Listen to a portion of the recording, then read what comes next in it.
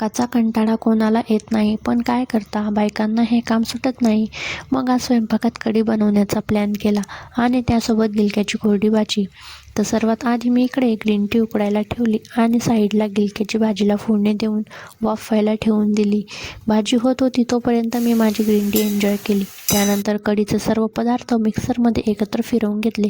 त्यानंतर कढईत तेल, जिरे, मोहरी टाकून फोडणी दिली आणि ते एकत्र केलेले मिश्रण उकडून घेतलं. हे बघा, माझा स्वयंपाक रेडी झाला आहे. कढी आणि गिलक्याची भाजी, भाकरी. त्यानंतर संध्याकाळी आमच्या घरी पाहुणे आले होते.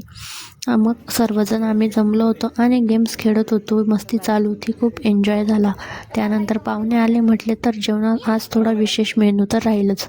तर आज जेवणात होता रोस्टेड फिश आणि खिचडी. तर इकडे मी आधी फिश मॅग्नेट करून ठेवली आणि तोपर्यंत साईडला मी खिचडी करून घेतली. त्यानंतर ऑमलेट केलं आणि त्याच पॅनवर मी इकडे फिश रोस्ट करायला घेतली. फिश एकदम भारी झाली होती. जेवण वगैरे आवरून झाल्यावर परत इकडे आमची मस्ती चालू झाली आणि सर्वांनी खूप एन्जॉय केला.